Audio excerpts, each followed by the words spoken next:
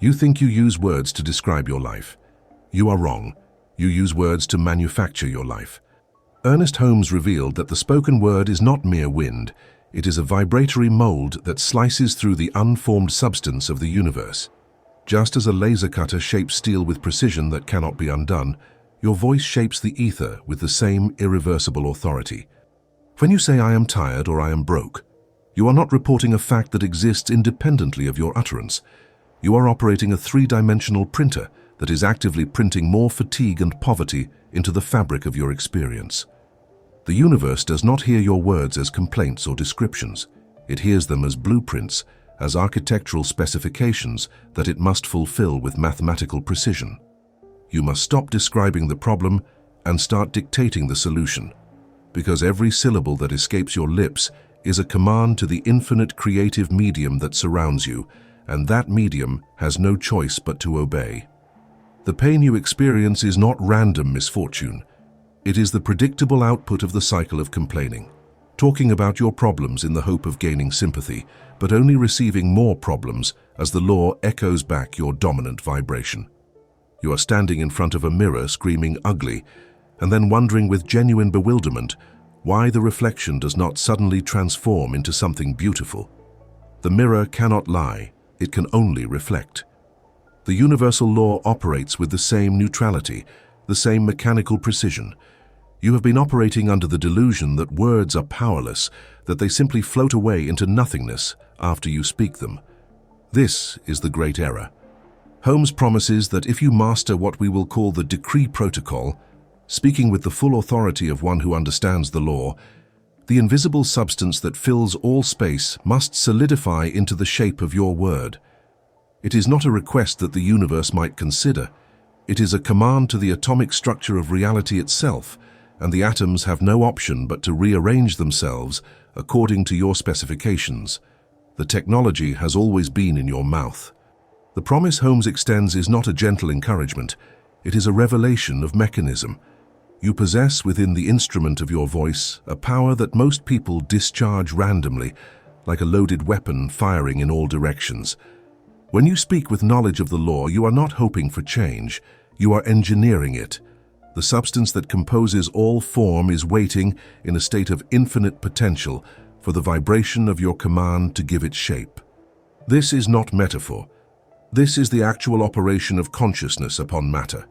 Every word you have ever spoken has left an imprint, a pattern, a mold in the responsive medium. The chaos of your current circumstances is simply the printout of yesterday's careless speech. Therefore, the pathway to transformation is not found in 10,000 techniques. It is found in the mastery of the one technique that precedes all others, the disciplined use of your tongue. In this transmission, we will execute what I am designating the verbal blueprint protocol, the precise method by which you use your voice to construct a new reality from thin air, from the formless substance that Holmes identified as the only true material in existence. You will learn the exact sequence, the required mental posture, and the vibratory discipline necessary to make your words act as solidifying agents in the ocean of infinite possibility. But before we proceed to the architecture of this protocol, I must warn you of a fatal habit that is sabotaging your creative work even as you attempt it. There exists what Holmes called the idle word. These are the casual, sarcastic jokes you make about yourself, the throwaway comments you utter without conscious intent, the complaints you voice in moments of frustration. You believe these words are harmless because you do not mean them seriously. The universe takes them with absolute seriousness. These accidental commands are printing your poverty, your sickness, your limitation with the same precision as your intentional affirmations. In part 4 of this transmission, I will teach you the exact cancellation protocol, the method by which you can erase these unconscious blueprints before they fully materialize. You cannot afford to wait. This is the pact we make now. You will submit your tongue to discipline, and in return you will receive the keys to the only factory that can manufacture the life you desire, the factory of your own voice. If you are prepared to seize the microphone, to stop being a passive narrator of circumstances and become an active legislator of reality, then inscribe in the comments below the phrase, "My word is law." This is not a casual affirmation. It is a declaration of your intent to wield the technology responsibly. Subscribe to this channel, because what you will learn here is not philosophy for contemplation, it is engineering for application. The law does not reward those who understand it, it rewards those who use it. Let us begin the construction. Ernest Holmes taught with unwavering clarity that the word becomes flesh. And this statement is not poetic symbolism. It is a precise description of the cosmic manufacturing process. The universe, in its raw state, is voiceless. It possesses infinite power but no direction, no specificity, no shape. You are the mouthpiece of the infinite. You are the aperture through which formless potential becomes concrete experience. The power is the electricity that flows through all things. Your word is the switch that directs that electricity into particular circuits. Consider the nature of electricity. It does not possess morality, preference, or judgment. It will light up a hospital where lives are saved, or it will electrocute a man who touches the wrong wire. The electricity is neutral. It simply follows the circuit you have constructed. Similarly, the law of mind does not care whether you say I am rich or I am sick. It does not evaluate the content of your statement for its worthiness or its logic. It simply fulfills the word. The law is a servant that never questions, never hesitates, never judges. It only obeys. This means there is no such thing as an idle word to the subconscious mind, which is the receiver of all your verbal transmissions. Every word you speak is received as an instruction, a specification, a command that the subconscious immediately begins to execute. You may think you are just talking, engaging in meaningless chatter, venting your frustrations into the air. You are doing no such thing. You are programming. Every complaint is a line of code. Every statement of lack is a blueprint for more lack. Every time you say I can't, you are issuing a command to the creative mechanism to ensure that you remain in a state of incapacity. Holmes understood that most people are walking around with their mouths open, randomly issuing contradictory commands, and then wondering why their lives feel chaotic and unpredictable. The chaos is not a mystery, it is the predictable result of undisciplined speech. If you programmed a computer by randomly hitting keys, you would not be surprised when the computer produced garbage. Your mind operates under the same principle. The subconscious does not argue with you. It does not say, "Are you sure you want to create poverty?" It simply says, "As you have spoken, so shall it be." This is the meaning of the ancient teaching that man is made in the image and likeness of God. You are a creator, and your primary tool of creation is not your hands. It is your voice.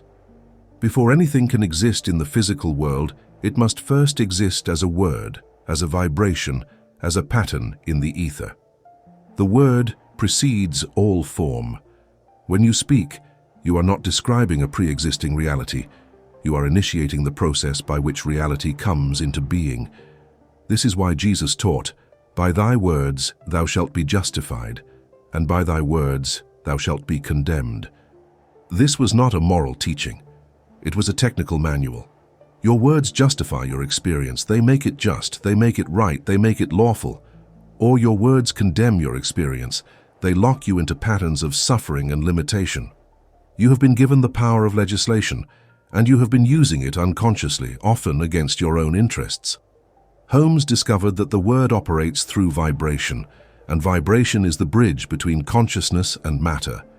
When you speak, you set up a vibratory pattern that resonates through the invisible substance of the universe. This substance, which Holmes called the universal subjectivity or the creative medium, has no form of its own. It is pure potential, pure responsiveness.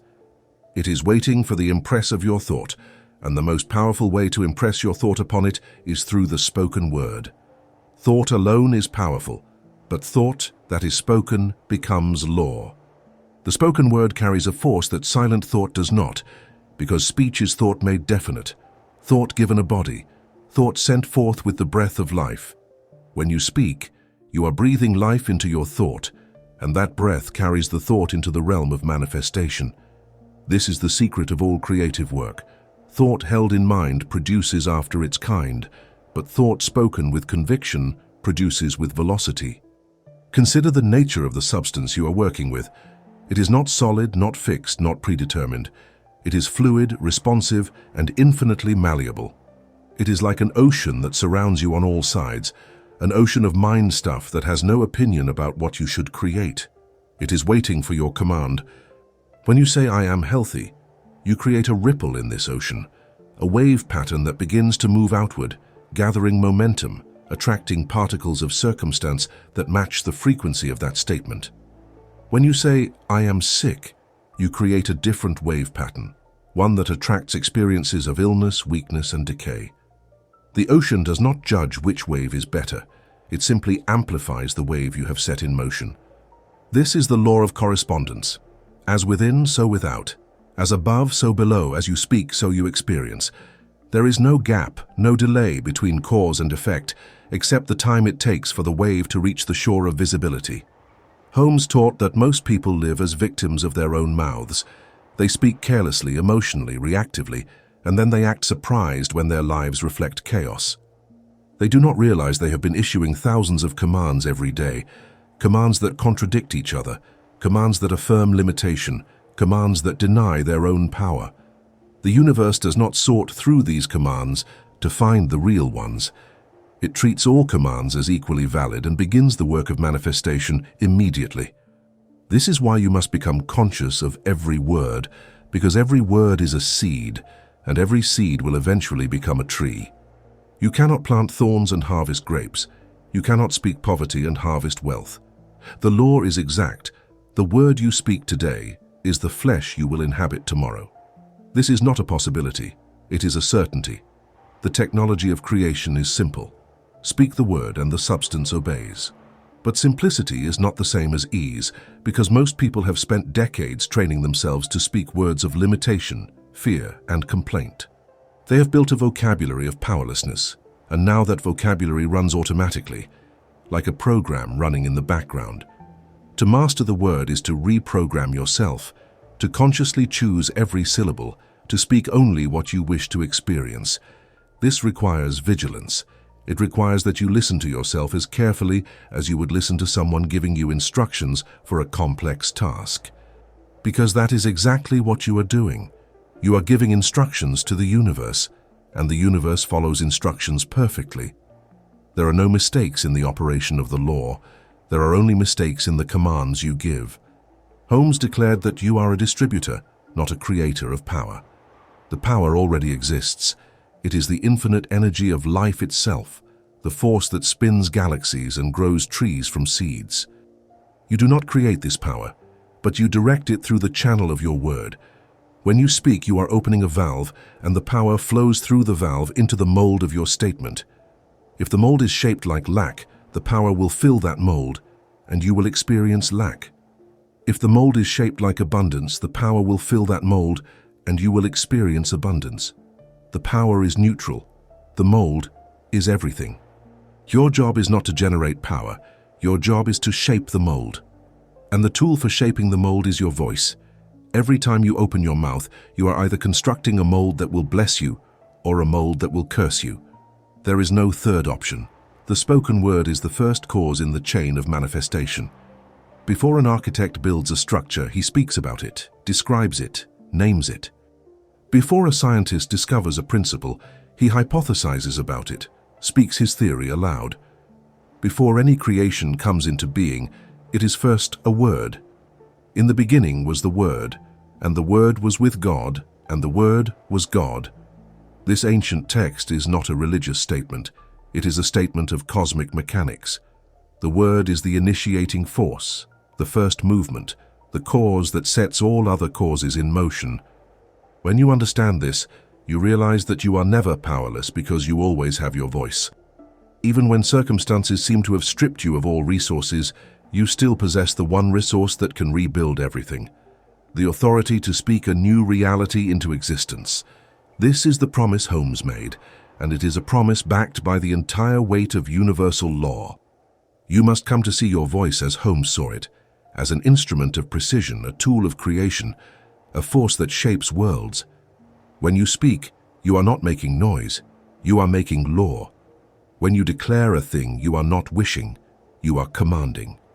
The universe does not respond to your wishes, your hopes, or your desires.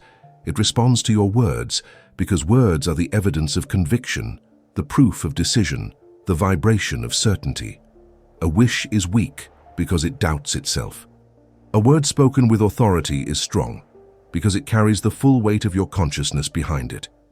Holmes taught that the power of your word is determined by the consciousness that speaks it. If you speak with doubt, the word has little power. If you speak with conviction, knowing the law, understanding the mechanism, the word becomes irresistible. It cuts through the substance like a knife through water, creating a channel that the power must flow through. The word becomes flesh not through magic, but through law. It is a process as reliable as the law of gravity, as predictable as the law of mathematics. You do not beg gravity to work.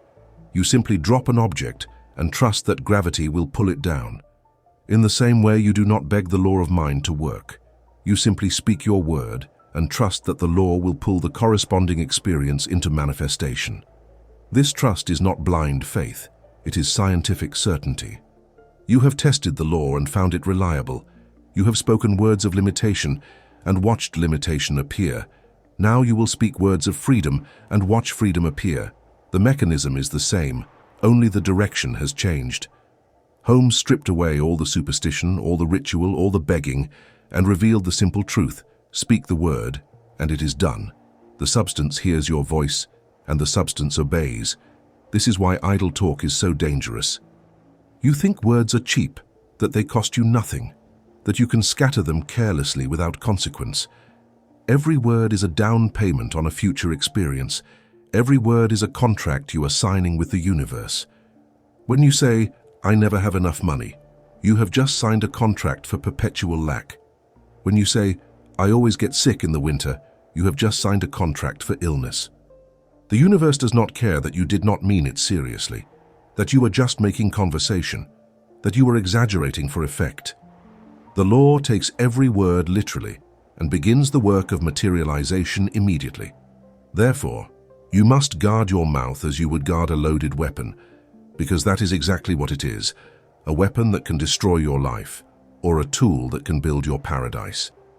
Holmes gave you dominion over your experience by revealing the mechanism of creation, and that mechanism is simple: the Word made flesh.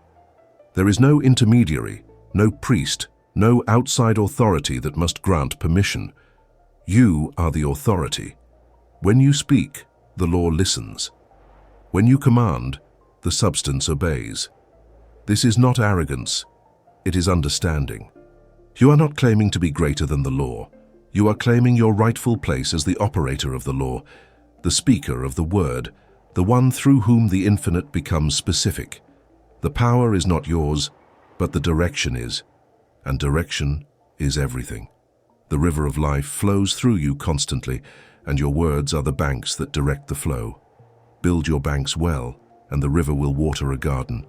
Build your banks carelessly, and the river will create a swamp. The choice has always been yours.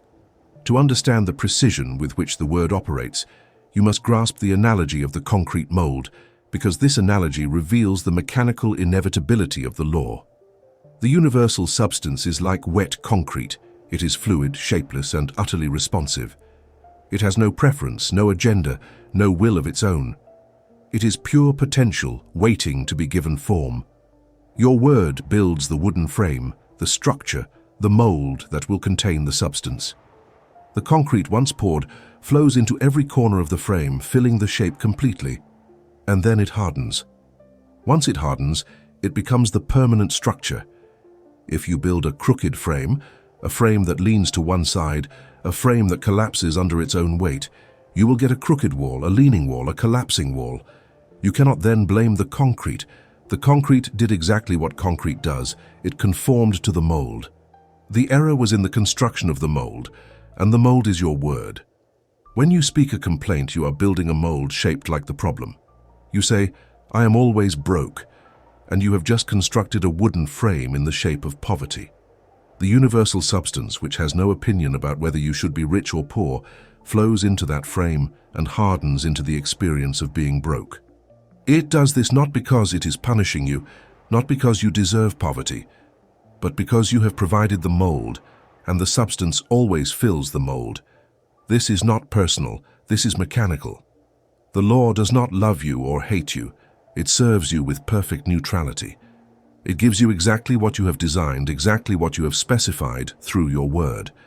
Therefore, if you want a different result, you must build a different frame. You must speak a different word.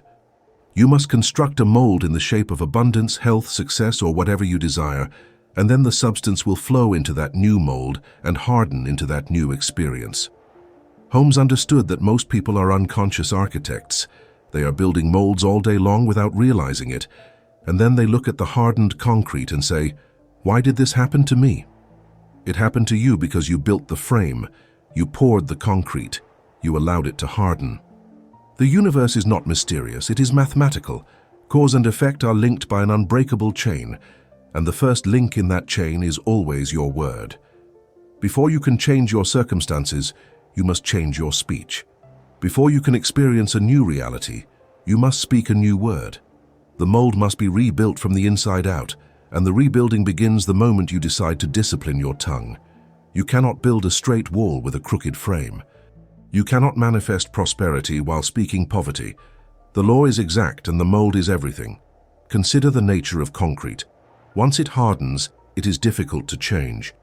You can break it apart with great effort, but the easier path is to never let it harden in the wrong shape. This is why Holmes emphasized prevention over correction. Do not wait until the concrete has hardened into a life of suffering and then try to shatter it. Instead, catch the frame while it is still being built. Catch the word before it escapes your lips. Catch the thought before it becomes speech. The earlier you intervene in the process, the easier the correction. If you speak words of limitation habitually for years, the concrete becomes thick, layered, reinforced. It can still be broken, but it requires sustained effort. Therefore, the master builder is vigilant from the beginning, ensuring that every frame is straight, every mold is clean, every word is aligned with the desired outcome. This is not paranoia. This is precision engineering. The substance does not resist your commands, it welcomes them. It is waiting for you to give it shape, to give it purpose, to give it direction. When you remain silent, the substance remains formless. When you speak doubt, the substance forms into doubt. When you speak faith, the substance forms into faith. The substance is infinitely flexible up until the moment it hardens, and it hardens through repetition and emotional intensity. A word spoken once creates a faint impression. A word spoken repeatedly with feeling creates a deep channel, a permanent mold. This is why affirmations work, not because they are magical incantations, but because they are repeated commands that build a mold through sheer persistence. You are literally wearing a groove into the substance, and once the groove is deep enough, the substance flows into it automatically. This is habit formation on a cosmic level. Holmes taught that you must become a conscious builder, a deliberate architect who chooses the shape of the frame before the concrete is poured. This requires that you stop reacting and start creating. Most people speak reactively. They see a problem and immediately describe the problem with their words, which only builds a mold in the shape of the problem, which ensures the problem continues. The conscious builder sees the problem, but refuses to speak of it.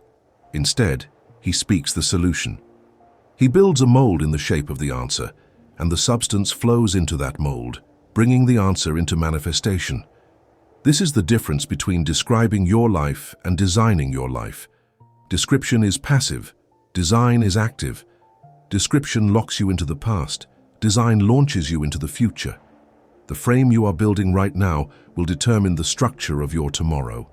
If you build a frame for a house, you will get a house. If you build a frame for a prison, you will get a prison. The concrete does not care. It will fill whatever shape you provide. Therefore, the question is not whether the law works. The law always works. The question is, what are you building? What molds are you constructing with your daily speech? Are you building frames for health, wealth, love, and joy? Or are you building frames for sickness, poverty, loneliness, and despair? The substance is pouring constantly, filling the molds you create, hardening into the experiences you will walk through. You are not a victim of circumstance. You are a builder of circumstance. And the primary tool in your toolbox is not a hammer or a saw, it is your voice. Every word is a plank in the frame, every sentence is a section of the mold, every conversation is a construction project. Holmes insisted that you cannot blame the concrete if the wall is crooked. The concrete followed the frame exactly. The wall is crooked because the frame was crooked, and the frame was crooked because your word was crooked. A crooked word is a word that denies the truth, that affirms limitation, that speaks of lack.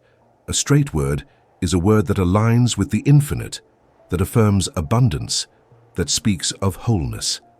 The straightness of your wall depends entirely on the straightness of your word.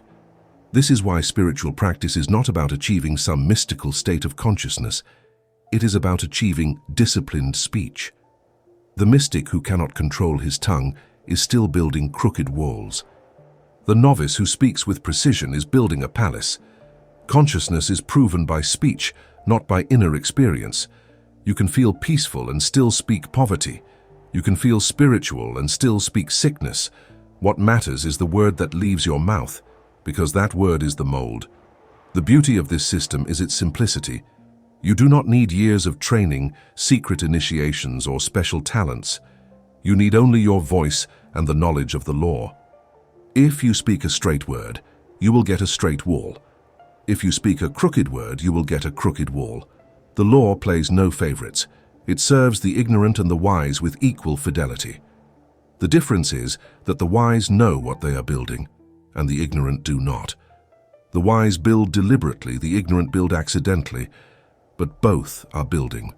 Both are using the same substance, the same concrete, the same law. The only variable is the shape of the frame, and the shape of the frame is determined by the word you speak. Holmes gave you the blueprint. Now you must pick up the tools and start building. The concrete is already pouring. The question is, have you built the right frame? The mold is not optional. Whether you are conscious of it or not, you are always building molds with your words, and the substance is always filling those molds with experience. This process does not pause. It does not wait for you to become enlightened or educated. It runs continuously day and night, turning your words into flesh, your speech into circumstance, your vocabulary into your biography. Therefore, the only rational response is to become conscious of the molds you are building, to listen to your own speech as if you were a quality control inspector examining a product before it is released. Every word must pass inspection. Every sentence must meet the standard. The standard is simple. Does this word build a mold for what I desire, or does it build a mold for what I fear? If it builds a mold for what you fear, do not speak it. Cancel it. Replace it. Build a new frame. Pour new concrete. The old wall can be demolished, but why waste the energy demolishing when you could simply refuse to build it in the first place? Holmes revealed that the universe is not a fixed structure, it is a construction site, and you are the foreman. Every moment, you are either building something or allowing something to be built by default. The default setting is the collective consciousness, the mass mind, the accumulated beliefs of humanity, which tend toward fear, lack, and limitation.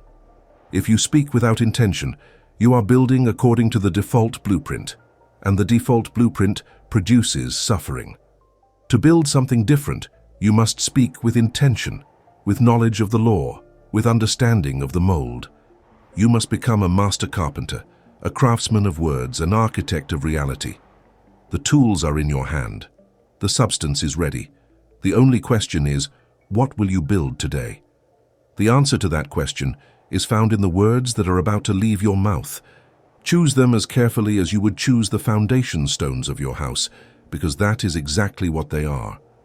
The mental state required for effective use of the word is not passive reception, it is active command. You must enter the consciousness of the commander, the one who issues orders that must be obeyed. Consider the nature of a general on the battlefield. He does not ask his troops if they feel like marching today. He does not send a survey to determine their emotional readiness. He does not beg them to advance. He orders them and the order is obeyed, because the structure of military law ensures that commands flow from authority to action without debate. The universe operates under a similar structure, except that you are both the general and the law that enforces the command. When you speak to the universal substance, you are not negotiating, you are not requesting, you are not hoping for a favorable response, you are decreeing. And a decree is a command that carries the full weight of law behind it. Most people fail with affirmations because they speak from the consciousness of a beggar, not a commander. They say the words, but underneath the words is a trembling uncertainty, a secret doubt, a desperate hope that maybe, possibly, if they are lucky, the universe will grant their request. This consciousness voids the power of the word. The law does not respond to begging because begging affirms lack. If you must beg, then you are operating from the assumption that the thing you desire is not already yours, that it is being withheld, that you must convince someone to give it to you. This assumption is the poison that kills the seed before it can sprout. The commander does not beg because the commander knows that the substance has no choice but to obey. The commander speaks with the authority of one who understands the mechanism.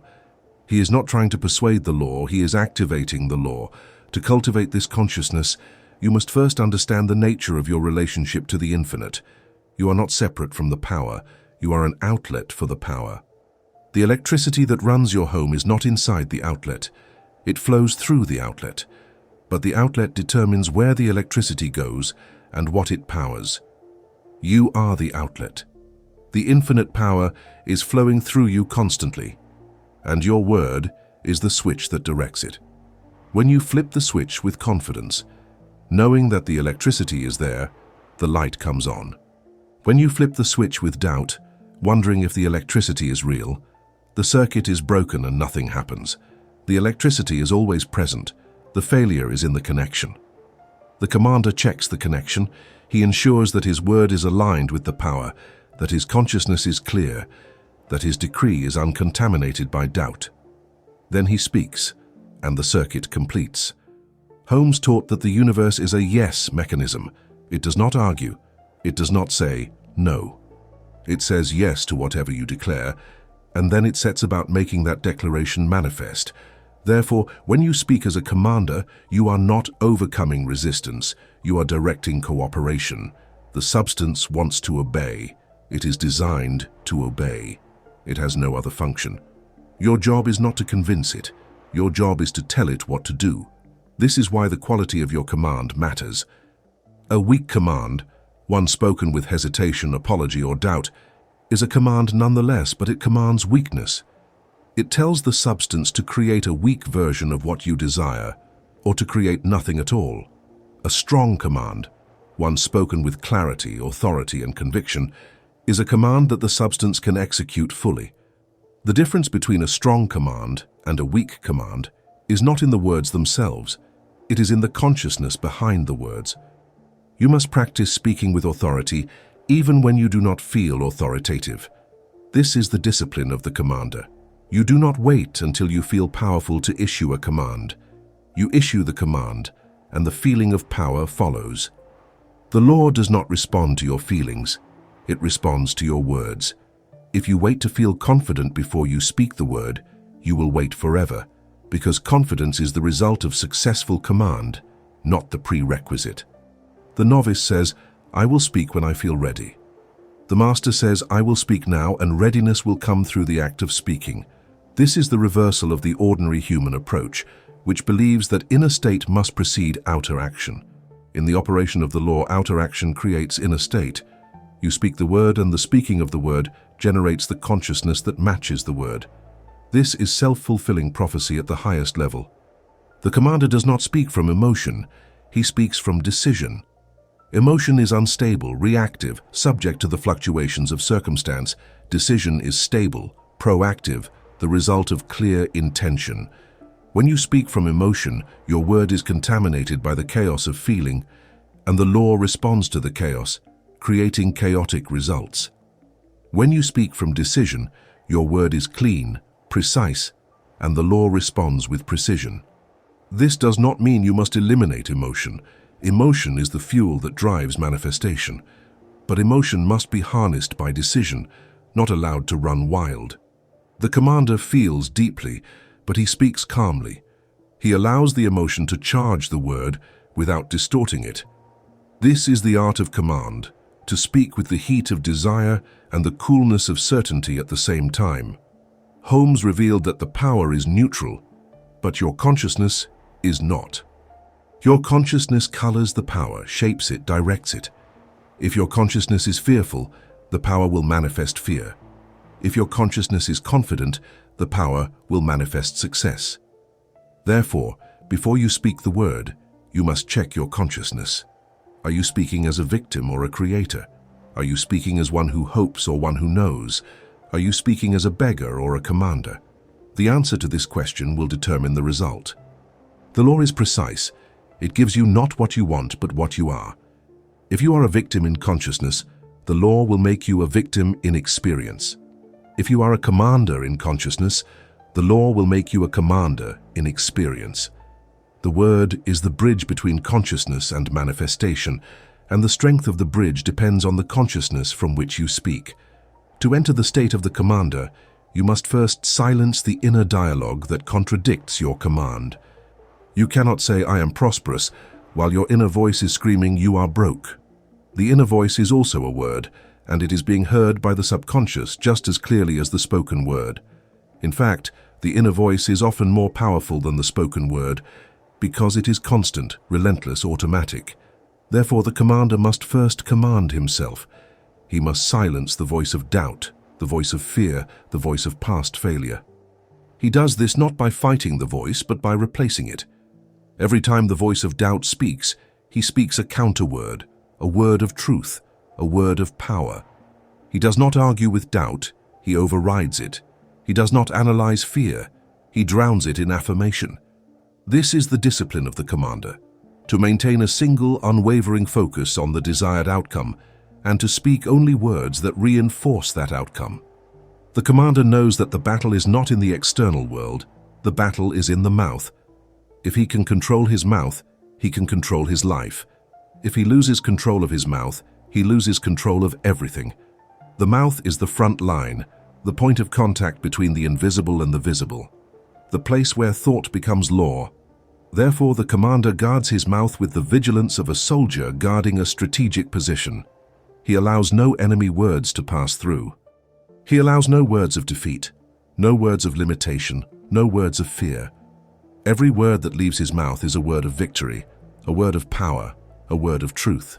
This is not easy, especially at first, because the habit of defeated speech is strong. But the habit can be broken, and it is broken one word at a time. Every time you catch yourself speaking limitation and replace it with affirmation, you are training yourself to be a commander. Every time you refuse to participate in gossip, complaint, or fear-mongering, you are strengthening the discipline. The commander is not born, he is forged through repeated acts of conscious speech. The execution of the verbal blueprint protocol consists of 3 precise steps, each of which must be performed with full understanding and intention. This is not a ritual to be performed mechanically, it is a technology to be operated consciously. The first step is the silence, which we designate as the reset. Before you speak, you must stop. You must cease the automatic flow of reactive speech and create a space of stillness in which intentional speech can arise. Most people speak from reaction. Something happens and they immediately respond with words that describe their emotional state, their frustration, their fear. These reactive words are the enemy of creation because they are spoken from the level of the problem, not the solution. The silence is the interruption of this reactive pattern. It is the pause that allows you to step back from the chaos of circumstance and remember who you are, not a victim of events, but a legislator of reality. The silence need not be long. Even 3 seconds is sufficient if those 3 seconds are used to shift your consciousness from reaction to creation. In those 3 seconds, you remind yourself of the law. You remind yourself that your word is power. You remind yourself that you are about to issue a command that the universe must obey. This is not self-hypnosis. This is self-alignment. You are aligning your consciousness with the truth of your being, which is that you are an individualized expression of the infinite, possessing the authority to speak reality into existence. Without the silence, you speak from your wounded ego, from your past conditioning, from your accumulated fears. With the silence, you speak from your higher self, from the level of truth, from the consciousness of the commander. The reset is essential because it breaks the chain of unconscious causation.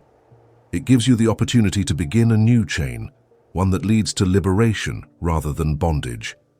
The second step is the decree, which we designate as the template. This is the actual speaking of the word, and it must be done with precision. You do not speak vague generalities, you speak specific statements of truth. A powerful decree follows a specific formula. It identifies the one power, it aligns you with that power, and it declares the manifestation of that power in your specific situation. For example, there is one life, that life is God, that life is my perfect health now. This statement is not a hope. It is a declaration of what is already true in the realm of absolute truth. You are not trying to make it true. You are recognizing that it is true and commanding its manifestation in your experience. The word now is critical.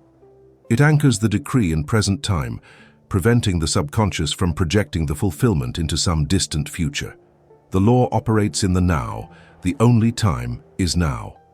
Therefore, your decree must be spoken in the present tense, as if the thing desired is already accomplished.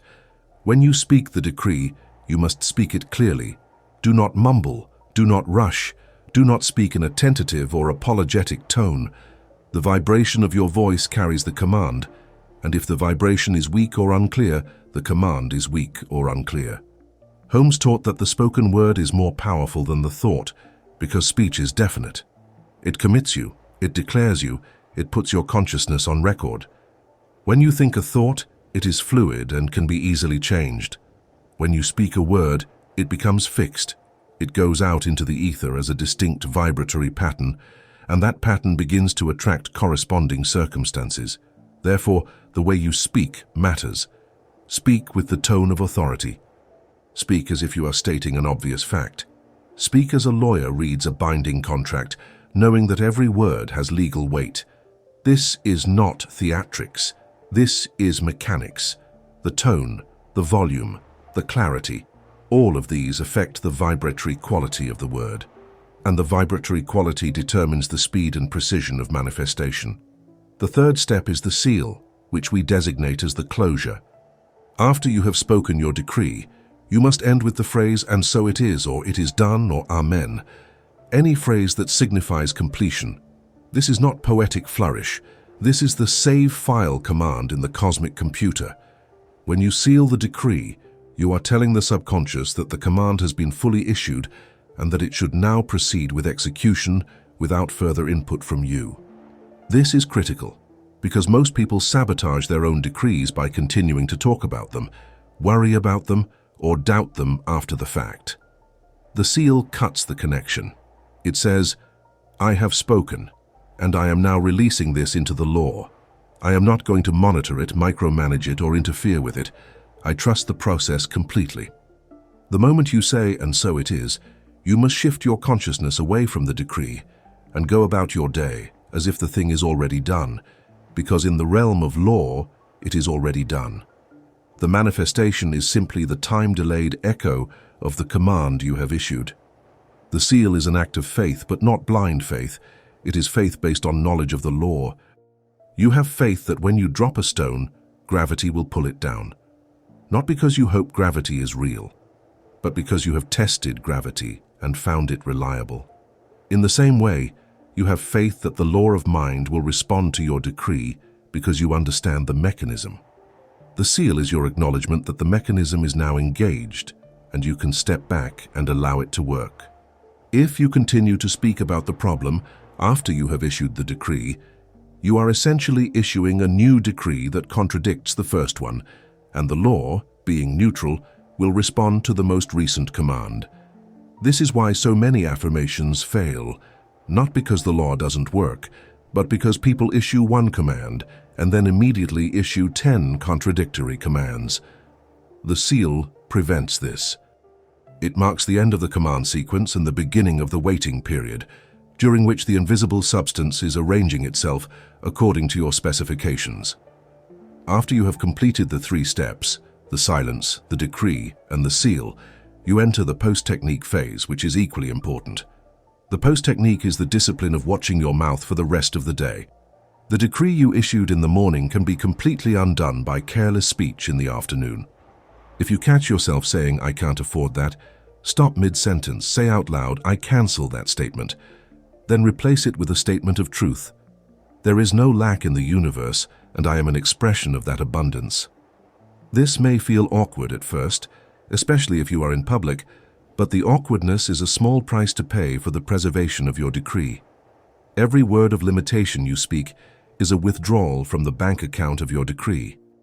Every word of affirmation is a deposit. The law keeps a perfect ledger.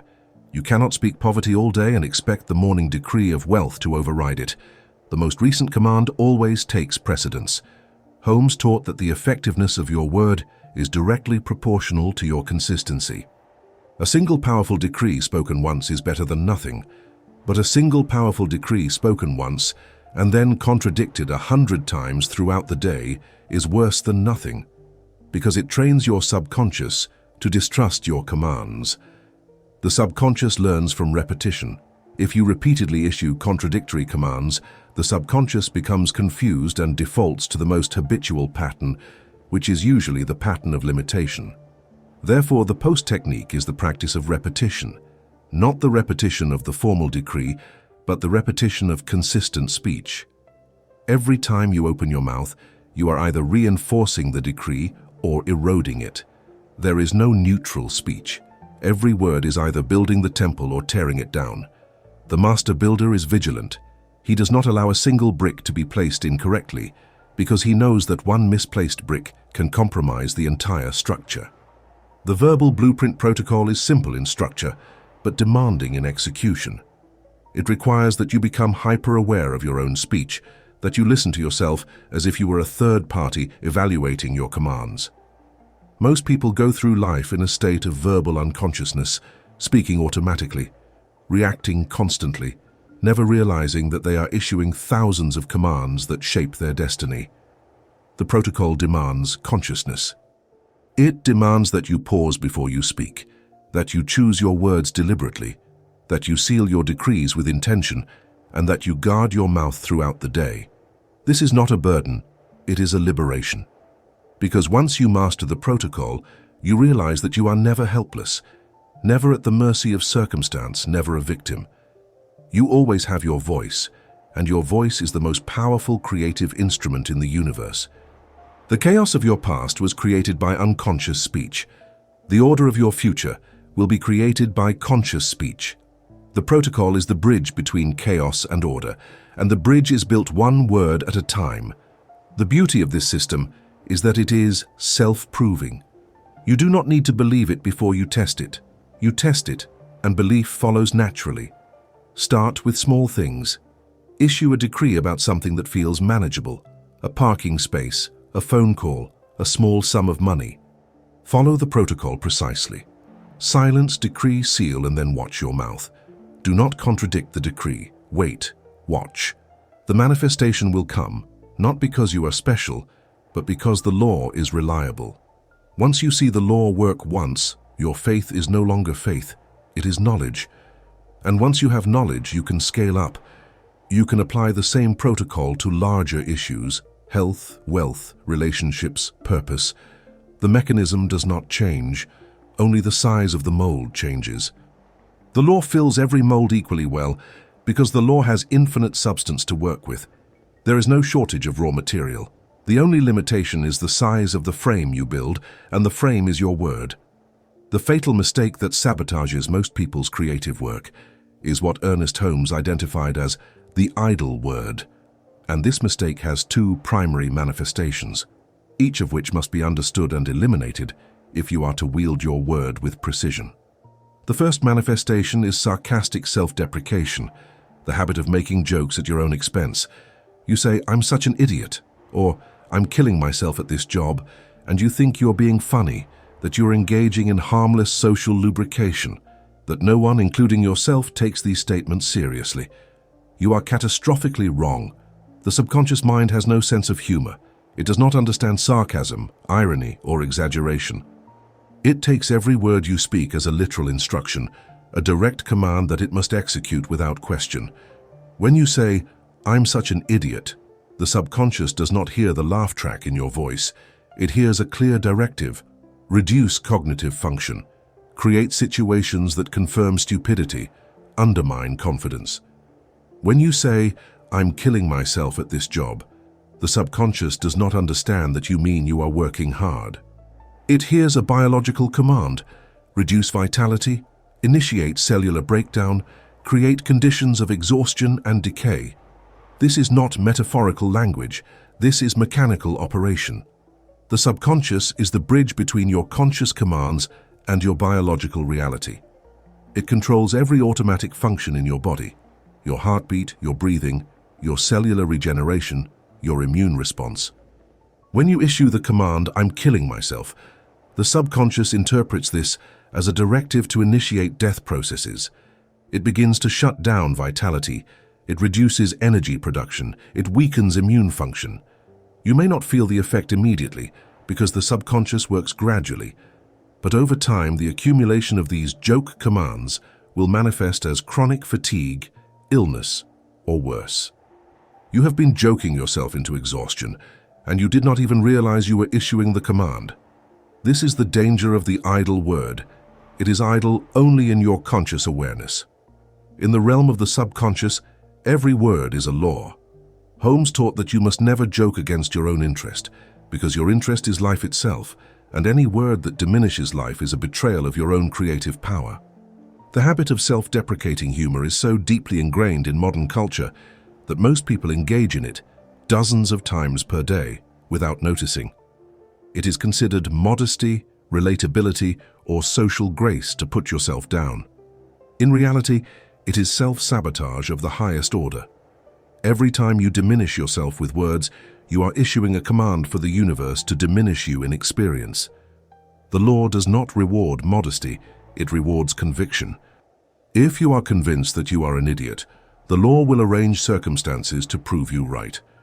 If you are convinced that you are brilliant, the law will arrange circumstances to prove that right instead.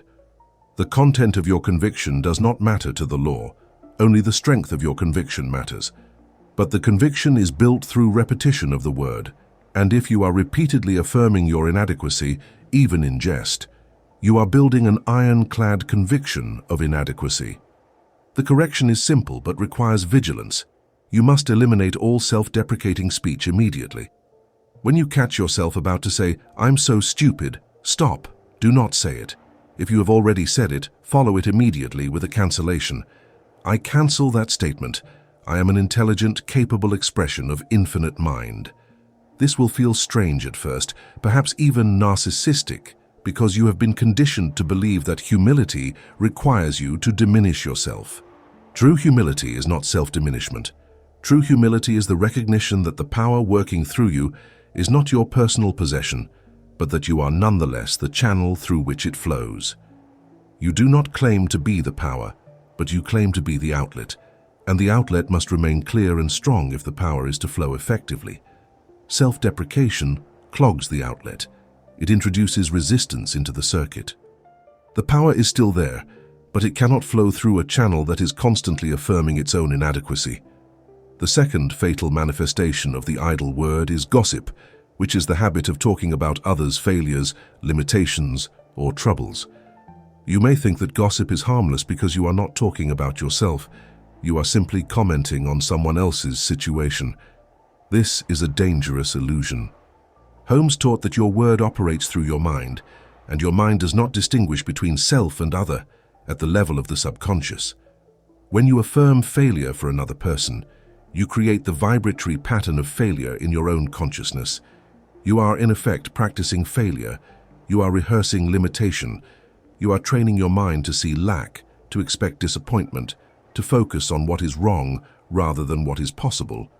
This vibratory pattern does not stay confined to your thoughts about the other person. It permeates your entire consciousness and begins to attract corresponding experiences into your own life. To speak of another's lack is to invite lack into your own house, because the subconscious does not file these words under observations about others. It files them under active beliefs about reality. If you spend your time discussing how broke your neighbor is, how sick your coworker is, how failed your friend's marriage is, you are saturating your consciousness with the vibrations of poverty, sickness, and failure. The law of attraction operates on vibration, not on intention. You may intend to feel superior by pointing out someone else's problems, but the vibration you are generating is the vibration of problems, and that vibration will attract more problems into your experience. The universe does not care who you were talking about. It only cares what frequency you were broadcasting. Gossip is a form of negative affirmation, and it is even more insidious than self-deprecation because you do not recognize it as self-sabotage. You think you're talking about someone else, but you are actually programming yourself. Holmes was uncompromising on this point.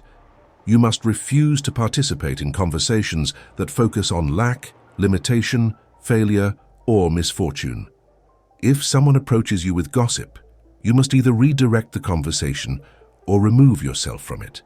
This is not self-righteousness. This is self-preservation. Every moment you spend in a gossiping conversation is a moment spent building molds for the very experiences you do not want. The person who gossips about financial trouble is ensuring their own financial trouble. The person who gossips about illness is ensuring their own illness. The law is impersonal. It responds to the content of your consciousness, and the content of your consciousness is determined by the words you speak and the words you listen to. If you allow your ears to be filled with words of limitation, your consciousness becomes saturated with limitation, and your experience must reflect that saturation. The correction for gossip is twofold. First, you must stop speaking it yourself. When you are tempted to share a juicy piece of negative news about someone, stop. Ask yourself, what mold am I building right now? What am I affirming by speaking this? If the answer is anything other than good, remain silent. Silence is always better than destructive speech. Second, you must refuse to listen to it when others speak it. This does not mean you become cold or judgmental toward others. It simply means you protect your consciousness as you would protect your body from poison. If someone begins to gossip, you can say gently, "I'm trying to focus on positive things right now," or you can simply change the subject. If the person persists, you leave. Your consciousness is too valuable to be contaminated by the toxic speech of others, no matter how well-meaning they are. The underlying principle is this: you become what you talk about. If you talk about sickness, you become sick. If you talk about poverty, you become poor. If you talk about failure, you become a failure. This is not punishment. This is law. The law of mind is a law of correspondence. Your outer world corresponds to your inner world, and your inner world is shaped by the words you speak and hear. Therefore, if you want to change your outer world, you must first change your vocabulary. You must become a person who speaks only of health, wealth, success, and possibility. This does not mean you deny problems when they arise. It means you do not dwell on them. You do not rehearse them. You do not make them the subject of your conversations. You acknowledge the problem long enough to formulate the solution, and then you speak the solution. You build the mold for the answer, not the mold for the continuation of the question. The idle word is fatal because it is unconscious. You do not realize you are issuing commands when you joke or gossip, and that lack of awareness is what makes these habits so destructive. Conscious commands can be corrected if they produce unwanted results, but unconscious commands run unchecked, accumulating power through repetition until they have built a reality that seems immovable. The person who has been joking about being broke for 20 years wonders why they cannot seem to get ahead financially. The answer is simple.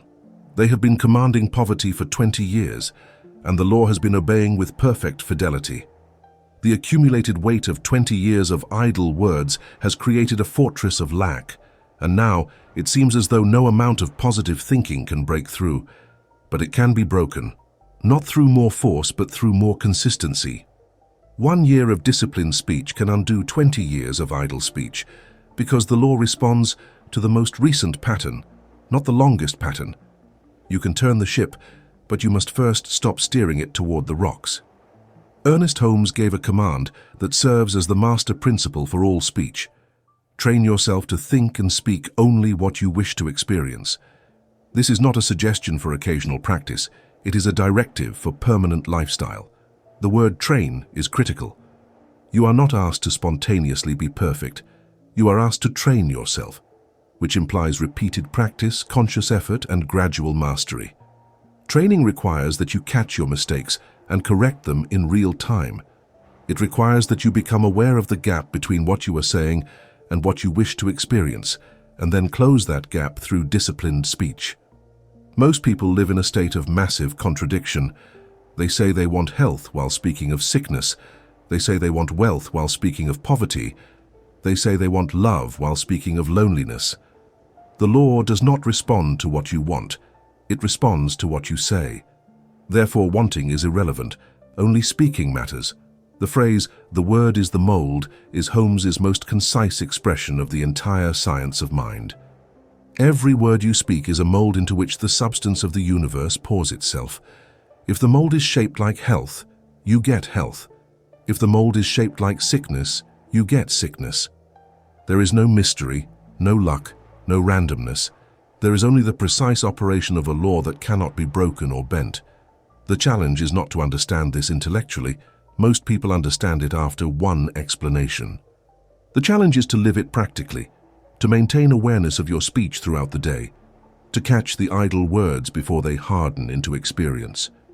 This requires a level of self-monitoring that most people find exhausting at first, because they have spent their entire lives speaking unconsciously.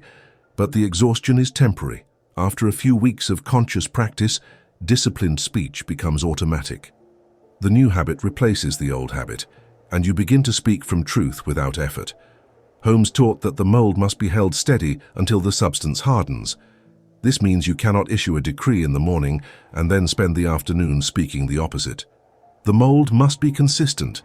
If you say, "I am healthy," but then spend the day complaining about your symptoms, you are constantly breaking the mold and reforming it in the shape of sickness.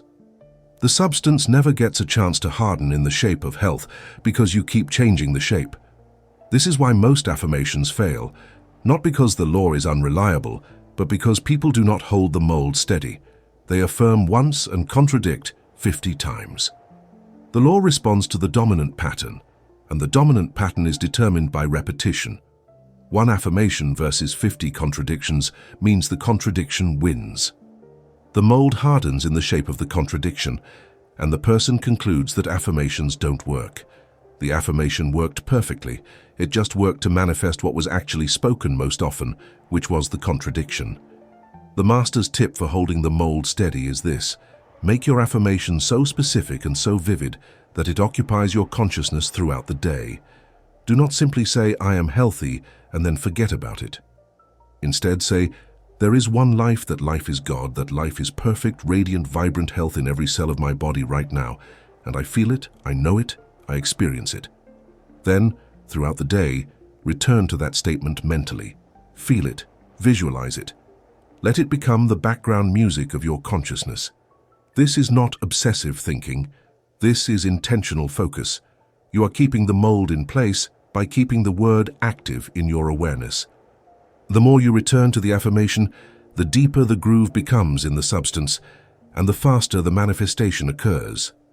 Holmes called this treatment, but it is more accurately described as conscious mold maintenance. You are ensuring that the frame stays straight, that the concrete flows into the right shape, that nothing disturbs the process until the hardening is complete. Another critical insight from Holmes is that you must affirm for others as you would affirm for yourself. If you cannot speak well of another, remain silent. But if you choose to speak, speak the truth about them, which is that they are expressions of the infinite, capable of all good, deserving of all blessings. When you affirm good for another, you strengthen the vibration of good in your own consciousness, and that vibration attracts good into your own life. Conversely, when you curse another, even silently, even mentally, you curse yourself, because the curse passes through your consciousness on its way to the other person, and your consciousness is contaminated by it. This is the law of mental reciprocity. What you send out, you experience first. The vibration must pass through you before it can reach anyone else. Therefore, the person who sends hatred experiences hatred. The person who sends love experiences love. The medium is always affected by the message. Holmes insisted that this is not morality. This is mechanics. You are not asked to be nice to people because it is virtuous. You are instructed to speak well of people because it is the only way to keep your own consciousness clean. Your consciousness is the instrument of your creation, and a contaminated instrument produces contaminated results. If you want pure results, health, wealth, joy, peace, you must maintain a pure instrument. And the instrument is kept pure by speaking only words of truth, blessing, and affirmation. This does not mean you ignore injustice or refuse to address wrongdoing. It means you address the behavior without cursing the person. You correct the error without condemning the individual. You see the problem as a temporary deviation from truth, not as a permanent identity. This shift in perception allows you to maintain your own vibratory integrity while dealing with the challenges of the material world. The final master's tip is this: when in doubt, remain silent. If you are not sure whether a word will build a mold for what you desire, do not speak it. Silence is always neutral. It does not build molds for good or ill. It simply holds the space. Many people fear silence because they have been trained to believe that they must always have something to say, that silence is awkward or rude. In reality, silence is power. It is the pause that allows you to choose your next word carefully. It is the space in which you can reset your consciousness before you speak. The person who speaks constantly is the person who speaks carelessly.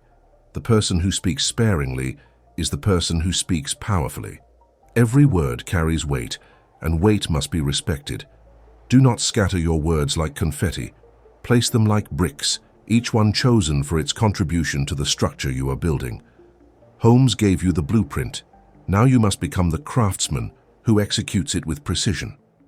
The connection between the spoken word and physical manifestation is not merely philosophical. It is demonstrable through the science of cymatics, which is the study of sound made visible. Experiments in cymatics reveal that sound frequencies create precise geometric patterns in physical substances such as sand, water, or metal filings. When a plate covered with sand is subjected to a specific tone, the sand immediately arranges itself into a symmetrical pattern, a mandala of order emerging from chaos. The pattern is not random. It is the direct visual representation of the frequency. Change the frequency, and the pattern changes instantly. Silence the tone, and the pattern dissolves back into chaos. This is a perfect mechanical demonstration of what Holmes taught, that sound, and by extension the spoken word, is an organizing force that imposes structure upon formless substance. You are not creating the sand, you are creating the pattern. You are not creating the substance of the universe, you are creating the form that the substance takes. The implications of cymatics for understanding the power of the spoken word are staggering.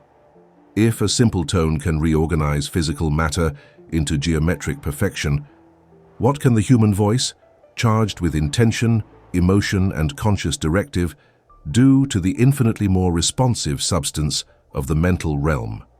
Your voice is a frequency generator. Every word you speak sends out a vibratory wave that moves through the field of consciousness, and that wave has a structuring effect on the experiences that will manifest in your life. When you speak the word harmony, you are not simply describing a desired state. You are mechanically arranging the particles of your life into a geometric pattern of order. You are singing your reality into existence, note by note, word by word. The universe is infinitely more responsive than a plate of sand, because the universe is not dead matter. It is living consciousness, waiting for your command. The geometric patterns produced in cymatics experiments are not symbolic. They are literal. The pattern is the materialization of the sound. In the same way, your circumstances are the materialization of your speech. If your speech is chaotic, contradictory, fearful, scattered, your circumstances will be chaotic. If your speech is harmonious, consistent, confident, focused, your circumstances will be harmonious. The key insight is that the pattern exists before the materialization. The sand does not randomly arrange itself and then produce the tone. The tone precedes the arrangement. Similarly, your word precedes your experience. The experience is the echo of the word, the physical printout of the vibratory command. This means that if you want to change your experience, you do not start by trying to rearrange the external circumstances. You start by changing the tone, by changing the word, and the circumstances will rearrange themselves automatically in response to the new vibration. Holmes understood this principle intuitively, and cymatics provides the scientific validation. The reason affirmations work is not because of faith or belief, although those are helpful. It is because affirmations are sounds, and sounds structure reality. Every time you speak an affirmation, you are sending out a specific frequency, and that frequency organizes the mental substance according to its pattern. The more consistent the frequency, the more stable the pattern. If you speak the affirmation once, you create a faint pattern that may dissolve quickly. If you speak the affirmation repeatedly, you create a deep, stable pattern that becomes a permanent structure in your consciousness and therefore in your experience. This is why Holmes emphasized repetition, not because repetition convinces God, but because repetition builds the mold. The mold must be deep and clear if the substance is to harden into the desired form. The experiments in cymatics also reveal another critical principle. Complexity of pattern increases with complexity of sound. A simple tone produces a simple pattern. A complex chord produces a complex, beautiful mandala. In the same way, a simple affirmation produces a simple result.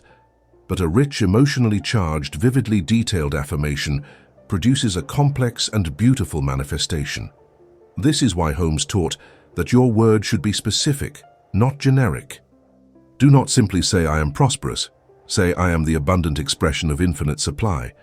And wealth flows to me effortlessly from expected and unexpected sources, filling every area of my life with financial freedom and security. The richness of the statement creates a richer pattern, and the richer pattern attracts a richer manifestation. You are not limited by the substance. The substance is infinite. You are limited only by the specificity and consistency of the pattern you create with your voice. Cymatics also demonstrates the principle of resonance.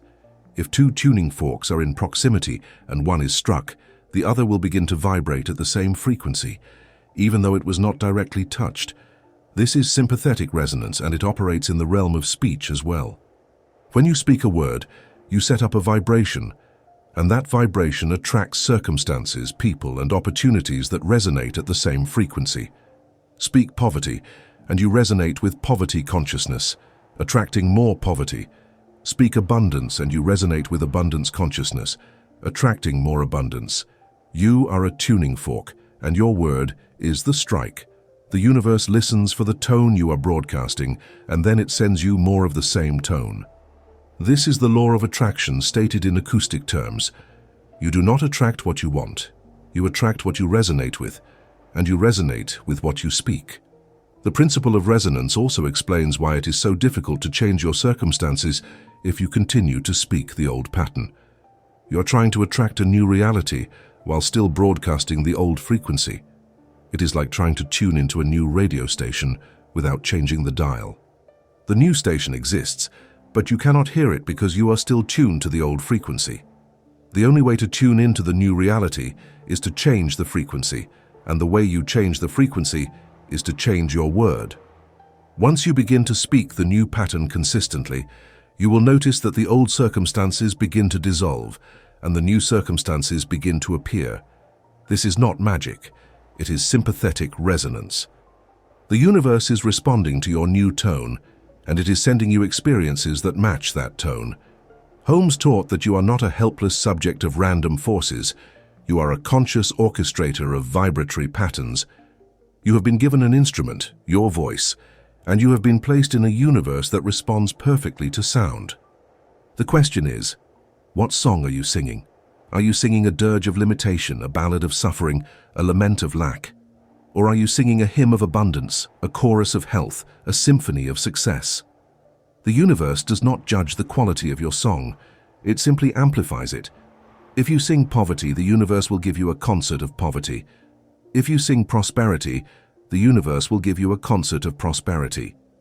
The choice of song is entirely yours, and the choice is made every time you open your mouth. Cymatics proves that sound creates form. Your life is the form. Your voice is the sound. The equation is complete. The visual evidence provided by cymatics should eliminate any doubt about the power of the spoken word. You can see with your own eyes that sound organizes matter. You can watch the sand shift from chaos into order the moment the tone is played. You can observe the pattern change instantly when the frequency changes. This is not theory, this is observable fact. And if sound can do this to physical matter, how much more can the human voice, imbued with consciousness, intention, and emotion, do to the mental substance that is infinitely more responsive than sand? The answer is infinitely more. Your voice is not a passive descriptor of reality, it is an active constructor of reality. Every word is a command. Every sentence is an architectural plan. Every conversation is a construction project. You are building your life with sound, whether you know it or not. Holmes gave you the knowledge. Cymatics gives you the proof. Now you must give yourself the discipline to use the tool correctly. The final insight from cymatics is that the pattern remains stable as long as the tone is sustained. The moment the tone stops, the pattern dissolves. This is the key to maintaining your manifestation. You must sustain the tone. You cannot speak the word once and expect the pattern to remain indefinitely. You must return to the word, reinforce it, sustain it, until it has fully materialized in the physical realm. This is the meaning of praying without ceasing, or holding the vision. You are not obsessing, you are sustaining the tone. You are keeping the frequency steady so that the pattern remains clear and strong. Once the pattern has fully hardened, once the manifestation is complete, you no longer need to sustain the tone at the same intensity because the structure is now self-supporting. But until that point, you must be the steady source of the frequency. You must be the voice that sings the reality into existence, note by note, day by day, word by word, until what was once invisible becomes undeniably visible. This is the science. This is the law. This is the power of the word made flesh. The story of the salesman who was slumping provides a perfect case study of the invisible mechanics at work behind every spoken word, and it demonstrates the practical application of Holmes's teaching in a way that cannot be dismissed as coincidence or luck. This salesman had fallen into what appeared to be an irreversible decline. His store, once busy and profitable, had become silent and empty. Customers stopped coming. Revenue dried up.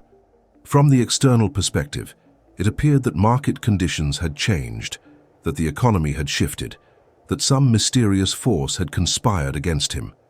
But Holmes, with his precise understanding of the law, diagnosed the actual problem immediately. The salesman was walking around saying, "Business is dead." He was not merely describing the situation, he was commanding it.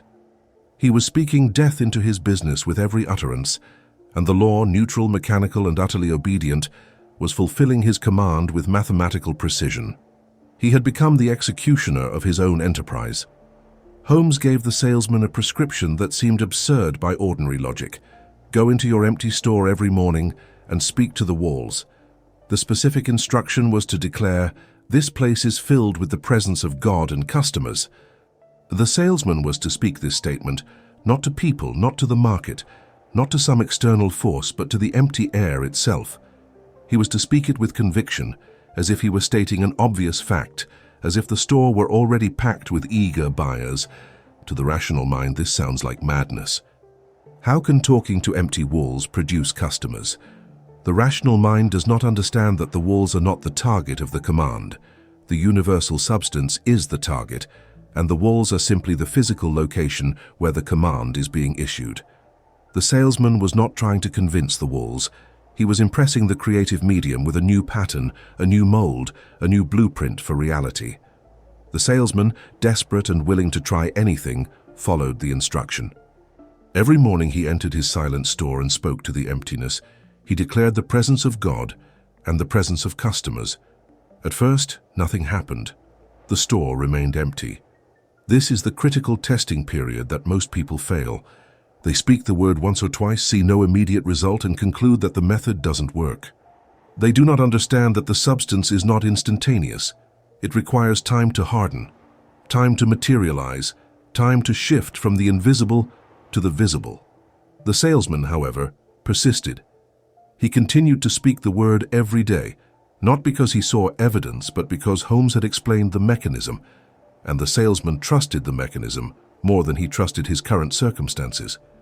This is the consciousness of the commander. You issue the order, and then you wait for it to be executed, knowing that execution is inevitable. Within a week, the vibration changed. The salesman felt it before he saw it. There was a shift in the atmosphere of the store, a sense of aliveness where there had been deadness, and then, as if responding to an invisible signal, the customers began to return. One came, then two, then more. The momentum built. Within a month, the store was busier than it had been before the slump. The salesman had not changed his product, had not lowered his prices, had not launched a marketing campaign. He had simply changed his word, and the word had changed his reality. The vacuum that had been filled with the vibration of death was now filled with the vibration of life, and the law, which abhors a vacuum, pulled customers in to match the new vibration. The air had literally condensed into people. The invisible substance had taken the form specified by the spoken word. This story is not unique. It is the pattern that repeats whenever anyone applies the law correctly. The specific details change. Sometimes it is a salesman, sometimes a patient, sometimes a person seeking love or purpose. But the mechanism is always the same. The word creates the mold. The substance fills the mold. The experience manifests. The reason most people do not experience this result is not that the law is unreliable, but that they do not hold the word steady. They speak the desired outcome once and then spend the rest of the day speaking the undesired outcome. They issue one command for success and 10 commands for failure. The law responds to the dominant pattern, and the dominant pattern is determined by repetition and emotional intensity. The salesman succeeded because he made the new word dominant through daily repetition, and he charged it with the desperation of his need, which provided the emotional intensity. Holmes often said that the law does not care what you are demonstrating. It simply demonstrates what you decree. The salesman could have continued to decree death, and the law would have continued to produce death. The salesman chose to decree life, and the law produced life. The power was never in the economy, never in the customers, never in the external conditions. The power was always in the word. The external conditions are effects, not causes. They are the printout of the internal command. When the command changes, the printout changes. This is why it is futile to fight circumstances directly. You cannot defeat poverty by scrambling for money if you are still speaking poverty. You cannot defeat illness by chasing treatments if you are still speaking sickness. You must go to the level of cause, which is the word, and change the word. Once the word changes, the circumstances must follow, because circumstances are lawful effects of mental causes. The empty store was not empty because of bad luck or market forces. It was empty because it was filled with the wrong vibration. The word business is dead created a vibratory pattern of death, and that pattern repelled life. Customers could feel it even if they could not name it. They walked past the store and felt an unconscious resistance. When the salesman changed the word, he changed the vibration.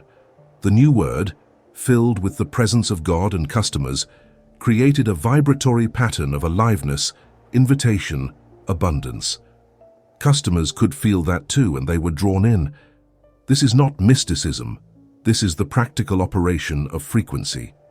You are constantly broadcasting a frequency through your words, and people, opportunities, and circumstances respond to that frequency. If you want to attract different results, you must broadcast a different frequency, and the only way to do that is to change your word. The lesson from this story is that you are never without power, even when circumstances seem to prove that you are powerless. You always have your voice. You always have the ability to issue a new command. The salesman's circumstances looked irreversible from the outside, but Holmes knew they were not, because circumstances are always reversible at the level of consciousness. Change the consciousness, and you change the manifestation. The salesman did not need a miracle. He needed a new word. And the new word produced what appeared to be a miracle, but was actually the lawful result of a lawful cause. This is the promise of the science of mind. You are not a victim of fate, and you are not dependent on external forces. You are a center of consciousness with the authority to speak reality into being. The question is not whether you have the power. You do. The question is whether you will use it consciously or continue to use it unconsciously, building molds for suffering when you could be building molds for joy. The synthesis of all that has been revealed in this transmission is captured in a single metaphor. Your tongue is the rudder of your ship. A rudder is a small device, dwarfed by the massive hull of the ship, and yet it determines the ship's direction completely. A slight movement of the rudder to the left, and the entire ship turns left. A slight movement to the right, and the ship turns right. The power to move the ship comes from the wind, from the ocean, from forces far greater than the rudder itself. But those forces are directionless without the rudder. The rudder does not generate power, it directs power. Similarly, your tongue does not generate the creative force of the universe. That force is infinite and flows through you constantly. But your tongue directs that force. A slight shift in your speech, and the entire trajectory of your life changes. Small movement, huge direction change. This is the mechanics of spiritual technology. Ernest Holmes revealed that most people live as if they are passengers on a ship with no rudder, tossed by every wave, blown by every wind, convinced that their destination is determined by external forces beyond their control. They do not realize they are standing at the helm, hand on the rudder, steering the ship with every word they speak. They do not realize that the chaos they are experiencing is the result of a rudder that swings wildly, turned by unconscious speech, reactive emotion, careless habit. The ship has power, the infinite power of life, but the power is being directed randomly, and so the journey is random. To take control of your life is not to generate more power, it is to take control of the rudder. It is to become conscious of your speech, to steer deliberately, to choose your words as carefully as a captain chooses his course. The promise of the science of mind is that the moment you take control of the rudder, the ship begins to respond.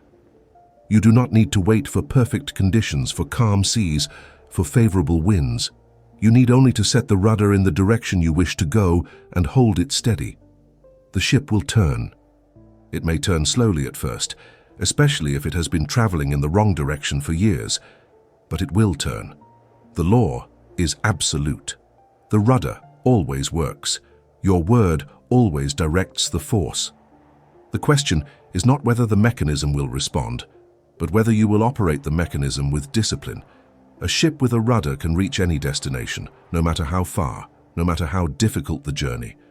A ship without a rudder will drift forever, never arriving anywhere, no matter how much power it has.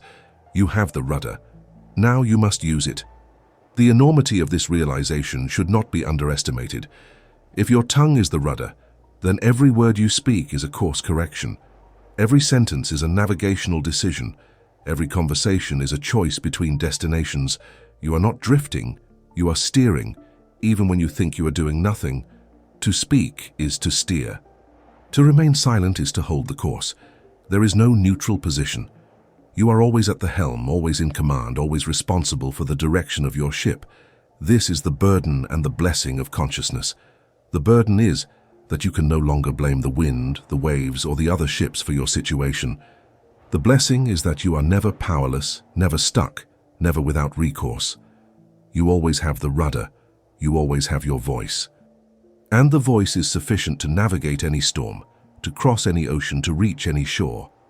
Holmes taught that the mastery of life is the mastery of speech, and the mastery of speech is the mastery of consciousness. You cannot speak beyond your level of consciousness, and you cannot rise to a new level of consciousness without changing your speech. The two are inseparably linked, each reinforcing the other in an upward spiral. When you speak words of truth, you elevate your consciousness. When you elevate your consciousness, you naturally speak words of truth. The ship and the rudder move together. Therefore, the work is not to change your life directly. The work is to change your word. and your life will change as an inevitable consequence. This is the genius of the system Holmes revealed. It is simple, direct, and accessible. You do not need special training, secret knowledge, or external permission. You need only your voice and the willingness to use it consciously. The rest is law. The message of empowerment that Ernest Holmes delivered to humanity is as urgent now as it was when he first spoke it. Stop telling your sad story. You have been rehearsing your limitations, narrating your failures, documenting your wounds, and calling it honesty. It is not honesty. It is creative sabotage. Every time you tell the story of how you were victimized, how you were hurt, how you were denied, how you failed, you are not releasing the past. You are cementing it. You are taking a temporary experience and turning it into a permanent identity. You are building a monument to suffering, and then wondering why you cannot escape the shadow of that monument. The story you tell is the life you live. If you continue to tell the story of limitation, you will continue to live the experience of limitation because the story is the mold and the life is the substance that fills the mold. Holmes declared that the more you tell your sad story, the more you reinforce the pattern that created it. This is not psychological theory. This is metaphysical law. The subconscious does not distinguish between past and present. When you recount a past failure, the subconscious treats it as a current command. You are not remembering the failure. You are commanding more failure. You are not processing the past. You are programming the future. Every retelling is a new decree. Every time you say, "I was broke," the subconscious hears, "I am broke," because the subconscious operates in present time only. It takes your story as a description of present reality and sets about making that description accurate. Therefore, to tell the story of your past suffering is to guarantee your future suffering. The pattern cannot break until the story changes. The new story you must tell is not a fantasy or a denial of what happened. It is the story of what is true at the level of absolute reality. The truth is that you are an expression of infinite power, infinite intelligence, infinite supply. The truth is that you are whole, complete, and perfect in your essential nature. The truth is that no circumstance, no person, no event has the power to diminish you unless you give it that power through your word. The old story gave power to the external. The new story reclaims power for the internal. The old story said, "This happened to me and I am a victim." The new story says, "This happened, but I am not defined by it. I am defined by the infinite, and the infinite knows no limitation." This is not positive thinking. This is correct thinking. It is thinking aligned with the truth of your being. Holmes gave a specific instruction for those who feel buried under the weight of the old story. Speak to the dry bones and tell them to live. This is a reference to the biblical story of Ezekiel in the Valley of Dry Bones, where the prophet was commanded to prophesy to the bones, and the bones came together, grew flesh, and became a living army. The metaphor is exact. Your life may look like a valley of dry bones. Relationships dead, finances dead, health dead, dreams dead. The rational mind looks at the dry bones and concludes that nothing can be done. Holmes says, speak to them, command them to live. Issue the decree. There is life in these bones. There is power in this situation. There is infinite possibility in this moment. And as you speak, the bones will begin to stir. The substance will respond. The pattern will shift. What was dead will come alive, not because you performed a miracle, but because you invoked the law. This is the core message of empowerment. Your word is the only tool you need to carve a masterpiece out of the ether. You do not need money. You do not need connections. You do not need luck. You need only the discipline to speak a new story and the faith to believe that the story will manifest. The ether, the invisible substance that surrounds you, is waiting for your command. It is formless, shapeless, ready to be carved, molded, shaped into whatever you decree. You are the sculptor, and your word is the chisel. The masterpiece is not something you find. It is something you create, word by word, decree by decree, affirmation by affirmation. The only limitation is the story you are telling. Change the story, and you change the sculpture. The marble is infinite. The tools are in your hand. The question is, what will you carve? Holmes insisted that this is not about becoming someone else. It is about becoming who you truly are. The sad story is the lie. The story of limitation is the fiction. The truth is that you are powerful beyond measure, creative beyond imagination, unlimited in your potential. The external circumstances that seem to contradict this truth are themselves lies, temporary illusions produced by past words, past thoughts, past beliefs. They are not fixed. They are not final. They are simply the current printout of the old program, and the program can be rewritten. The rewriting begins the moment you stop telling the sad story and start telling the new story. The new story does not wait for evidence. It creates evidence. You do not see it and then say it, you say it and then see it. This is the reversal of ordinary logic, and it is the key to all manifestation. The empowerment Holmes offers is not conditional. He does not say, if you are good enough, smart enough, spiritual enough, then you can use this power. He says the power is already yours by virtue of being alive. You are using it right now, whether you know it or not. The only question is whether you are using it consciously or unconsciously, whether you are using it to build or to destroy, whether you are using it to carve a masterpiece or to carve a monument to suffering. The power does not increase when you understand it. The results increase. The power is constant. The application is variable. You do not need more power. You need more discipline, more consciousness, more courage to speak a new story in the face of old evidence. This courage is not bravery in the heroic sense. It is simply the willingness to operate the law as it is designed to be operated, regardless of what the mirror currently shows. The final challenge Holmes extends to those who would master the word is what we will call the no-complaint diet. For 24 hours, just one full rotation of the earth, not a single negative word can leave your lips. Not a complaint, not a criticism, not a sarcastic remark, not a fearful prediction, not a statement of lack. For 24 hours, you speak only what you wish to experience. If you slip, if even one negative word escapes, you must start the 24 hours over from the beginning. This is not cruelty. This is precision training. You are training the rudder to hold steady, and the training requires absolute standards. A ship's rudder that wobbles every few minutes will never reach its destination. The rudder must hold the course without deviation, and you must train yourself to hold your word without deviation. Most people who attempt this challenge fail within the first hour. They do not realize how deeply ingrained the habit of complaint is, how automatically the negative word arises, how unconscious their speech has become. They think they speak consciously, but the challenge reveals the truth. They are speaking on autopilot, reacting constantly, complaining habitually. The first benefit of the challenge is awareness. You begin to hear yourself. You begin to catch the words before they fully form. You begin to realize that most of what you say is unnecessary, reactive, and destructive. This awareness is the first step toward mastery. You cannot change what you are not aware of, and most people are not aware of the river of negativity that flows from their mouths every day.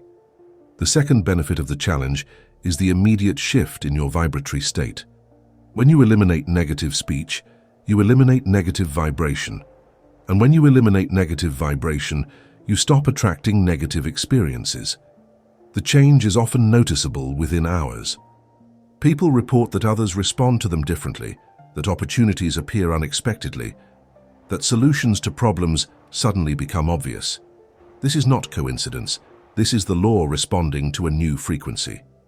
You have stopped broadcasting static and started broadcasting a clear signal, and the universe is responding to the clarity.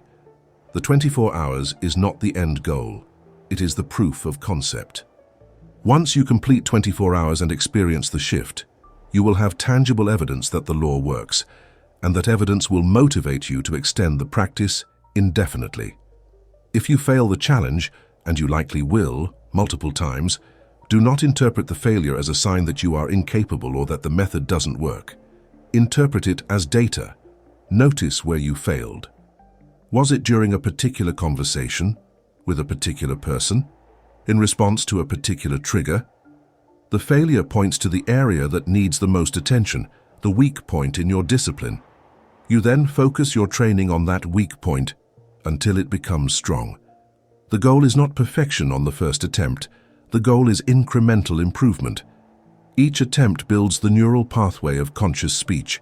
Each failure teaches you where the unconscious patterns are hiding. Each success proves that you are capable of mastery. The challenge is not a test you pass or fail. It is a training regimen you repeat until the new habit replaces the old. Holmes would tell you that the no-complaint diet is not about becoming a silent, passive person who never addresses problems. It is about becoming a precise speaker who addresses problems without affirming them. You can acknowledge a problem without complaining about it. You can state a fact without charging it with negative emotion. You can call for change without declaring that you are powerless. The difference is in the consciousness behind the words. The complainer speaks from victimhood. This is terrible, and there's nothing I can do. The master speaks from authority. This is not aligned with my vision, and I now command a new reality. Same situation, different word, different result. The complaint cements the problem. The command initiates the solution. You are training yourself to be a commander, not a complainer, and the training ground is every conversation, every internal monologue, every casual remark. The final call to action is this. Subscribe to this channel, Sacred Logic, to continue your education in the language of creation. This is not entertainment. This is technology transfer. Every video on this channel is a transmission of the precise mechanics by which consciousness becomes experience, thought becomes thing, word becomes flesh. Holmes gave you the principles. This channel gives you the application. You are being initiated into a system that has been hidden in plain sight, a system that was always available but rarely understood. The knowledge is yours now. The tools are in your hand. The only question is whether you will use them. Will you continue to speak unconsciously, building random molds, experiencing random results? Or will you become the deliberate architect of your reality, speaking with precision, building with intention, manifesting with certainty? The stakes could not be higher. Your life is not a passive experience, it is an active creation. Every day that passes with unconscious speech is a day spent building a reality you do not want. Every day that begins with conscious speech is a day spent building the paradise you were always meant to inhabit. The law is waiting. The substance is ready. The power is available. The only missing element is your disciplined use of the word. Holmes has shown you the mechanism. Cymatics has proven the mechanism. The salesman has demonstrated the mechanism. Now it is your turn to operate the mechanism. Speak the word. Hold the mold. Watch the manifestation. This is not hope. This is not faith. This is law, and you are the one who commands it. Subscribe to Sacred Logic, begin the no-complaint diet, and step into the life you were always meant to engineer through the sovereign power of your spoken word.